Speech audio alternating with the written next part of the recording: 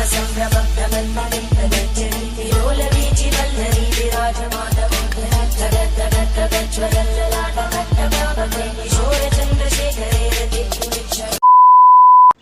হে বন্ধুরা, তোমাদের সবাইকে নতুন একটা ভিডিওতে স্বাগত। আজ কোথায় যাব সেটা তো আমি বলবো না, কিন্তু আজ এমনই একটা জায়গায় যাব যেখানে গেলে তুমি একসাথে 12টা জ্যোতির্লিঙ্গ একসাথে দেখতে পারবে। মানে হ্যাঁ, কথাটা সত্যি, একসাথে তুমি 12টা জ্যোতির্লিঙ্গ দর্শন করতে পারবে, আর সেটা আমাদের কলকাতাতেই।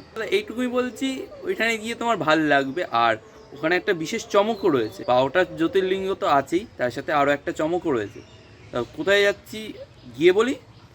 আজ একটা ভালো জায়গায় নিয়ে যাব, মানে শিবরাত্রির জন্য একটা ভালো ঠিকানা, আর সেখানে চলেই এসেছি। মানে সবে গেট দিয়ে ঢুকলাম, আর পেছনে হচ্ছে সেই জায়গাটা, পেছনে ওই মন্দিরটায় হচ্ছে আমি আজ যাব। এখনও যেয়ে উঠে পারিনি, মানে এই সব এই রাস্তা দিয়ে হচ্ছে হেঁটে যাচ্ছি। শিবরাত্রির দিন আমি কেন তোমাদের আসতে বলেছি, এই ভিডিওটা পুরো দেখলে তোমরা সেটা বুঝতে পারবে। আর চলো ভেতরটা ঢুকে ভেতরটা একটু ঘুরে আসি। আমার তো এটা শুনে ভালো লেগেছে, এবার গিয়ে দেখবো কেমন এটা। সবার প্রথমে বলে দিই আপনি এখানে আসবেন কীভাবে। আসাটা একেবারে সোজা। আপনি যদি শিয়ালদা হয়ে আসতে চান তাহলে দমদম মেট্রোয় চেপে চলে আসুন শোভাবাজার সুটানতিতে। ওখান থেকে অটোয় করে চলে আসুন আহেরিতলা ঘাটে। ঘাট পার করেই বাধাঘাটে চলে এসে বাধাঘাটের ঠিক পাশেই হচ্ছে এই মন্দিরটি। এবার যদি আপনি শিয়ালদা না হয়ে হাওড়া হয়ে আসতে চান তাহলে হাওড়া স্টেশন থেকে আপনি যে কোনো অটো ধরে চলে আসুন বাধাঘাটে, কারণ এটা বাধাঘাটের একেবারে কাছেই এই মন্দিরটি। মন্দিরে প্রথমে ঢুকলেই একটা লম্বা প্রবেশদ্বার রয়েছে। প্রবেশদ্বার পার করেই আপনি প্রথমেই দেখতে পারবেন একটি ফুলের বাগান। ফুলের বাগানটা পার করে আপনি সবার প্রথমে একটি মন্দির দেখতে পারবেন। সেই মন্দিরে প্রধানত শিবলিঙ্গ পুজো করা হয়। সেখানে আপনি প্রণাম করে চারপাশটা ঘুরে দেখলে আপনার আরও ভাল লাগবে।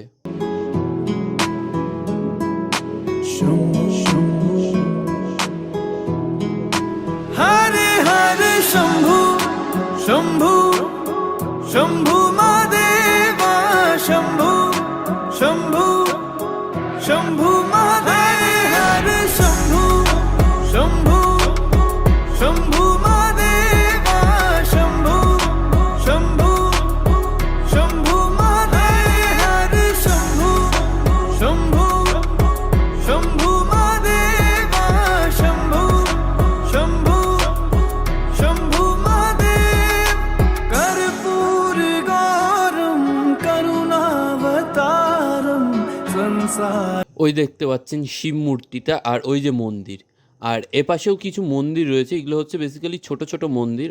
আর ওপাশটা একটু পরে যাব, ওই পাশটা গিয়ে মানে এ পাশটা একটু পরে দেখাবো তোমাদেরকে কি আছে। এখানটা হচ্ছে ছোট ছোট মন্দির রয়েছে, আর এখানটা দেখতে পাচ্ছ সবাই বসে রয়েছে। আর তার এখানটা রয়েছে আরেকটা মেন মন্দিরটা, আর মেন মন্দিরটার ঠিক পাশেই হচ্ছে এই শিবের বড় মূর্তিটা। এটাই হচ্ছে মেন আকর্ষণ এখানে। শিব মূর্তিটা আপনি যদি ভালো করে দেখেন তাহলে আপনারা দেখতে পারবেন এখানে হচ্ছে শিবের 4টে মুখ রয়েছে চারদিকে, আর সবার ওপরে মা গঙ্গার একটি মুখ বসানো রয়েছে। এই শিব মূর্তিটা হচ্ছে 51 ফুটের, আর এটা কলকাতার হচ্ছে সবার থেকে বড় শিব মূর্তি। এই মন্দিরটায় তোমরা যদি না আসো তাহলে বুঝতে পারবে না এই মন্দিরটা কতটা সুন্দর। আর এখানে এসে আপনারা দেখতে পাচ্ছেন এর ভেতরটা একটু যাব, মানে এর লোকেরা দেখতে পাচ্ছেন এর ভেতরে যাচ্ছে। এখানটা কি রয়েছে সেটা এর ভেতরে গেলেই বুঝতে পারবেন। আর এই চারপাশটা দেখতে খুবই সুন্দর লাগছে, মন্দির দিয়ে চারিদিকটা ভরাট। এখানে শিবের মূর্তিটাও রয়েছে খুব সুন্দর। এবার চলো ভেতরে গিয়ে একটু ঘুরে আসি, ভেতরে দেখি কি আমরা দেখতে পাই।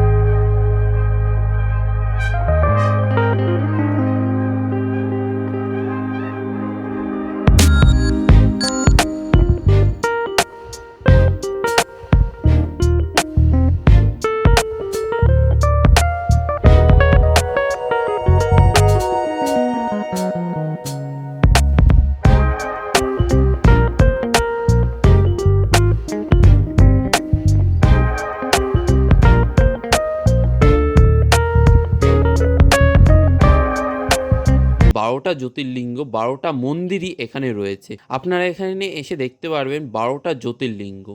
আর এটা হচ্ছে কলকাতা সবার থেকেই সুন্দর একটি জায়গা আমার মনে হয়, কারণ এখানে সেই রেপ্লিকাগুলো দেওয়া রয়েছে, আর সেইগুলো হচ্ছে স্থায়ীভাবে এখানে করা রয়েছে।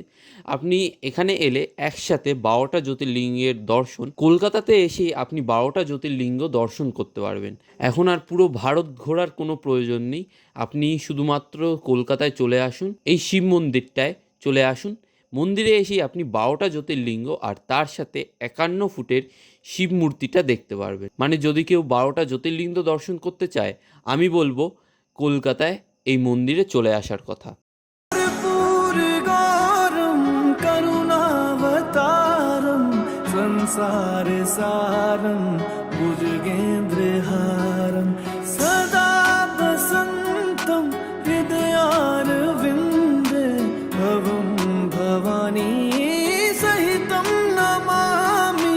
कर्पूरगौरं करुणावतारं संसारसारं भुजगेन्द्रहारं सदा वसन्तं এত সুন্দর জায়গা গঙ্গার ধারে, মানে হাওড়া ব্রিজের কাছে হবে, মানে এটা কলকাতার কাছে একটা সবার থেকে দর্শনীয় স্থান হয়ে যেতে চলেছে আর কয়েকদিনের মধ্যেই। এখন হয়তো অল্প কয়েকজন জানে, কিন্তু আর কয়েকদিনের মধ্যেই দেখবে এখানে লোকেরা ভিড় করতে আসবে, এটা একটা ট্যুরিস্ট স্পট হয়ে যাবে। আমি বলবো শিবরাত্রির দিন সবার থেকে ভালো জায়গা হচ্ছে এটা। 12টা জ্যোতির্লিঙ্গের দর্শন বলো, যদি কিছুটা টাইম ঠাকুরের কাছে সময় কাটাতে হয়, তাহলে আমি বলবো একবার এই মন্দিরে চলে আসো।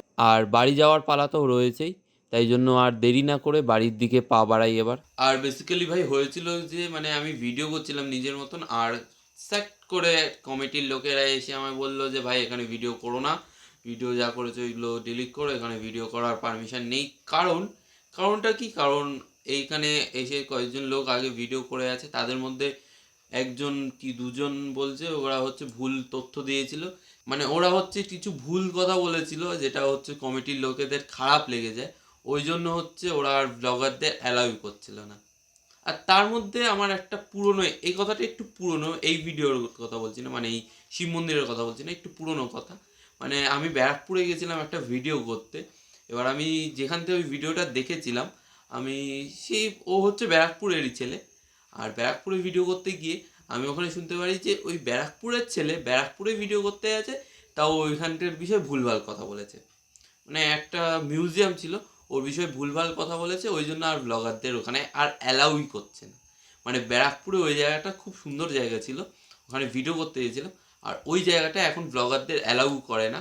কারণ কি, কারণ ওখানে ভুলভাল তথ্য দেয়, মানে নিজের থেকে মাল মশলা বানিয়ে দিয়ে দিচ্ছ, আর আসলে কি মানে বাস্তব কি সেটা দিচ্ছ না। আর ব্যারাকপুরের ওই চ্যানেলটার নাম হচ্ছে ব্লগার্স লেন। ও তো বেসিক্যালি একটা ভিডিওতে ভাইরাল হয়েছিল, ওই আলিপুর জেল, ওখান থেকে ও ভাইরাল হয়েছিল, আর তারপর থেকে দেখি ও অমনই ভিডিও করে যায়, মানে ওই টাইপসেরই ভিডিও করে যায় ও।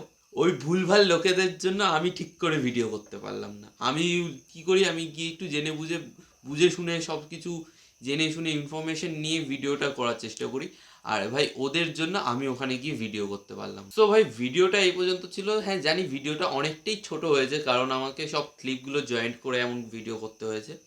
আর আশা করছি, কারণ পরের ভিডিওটা একটু ভালো করার চেষ্টা করেছি আমি, জানি না ওটা ভালো হবে কি না, তোমাদের ওপরে।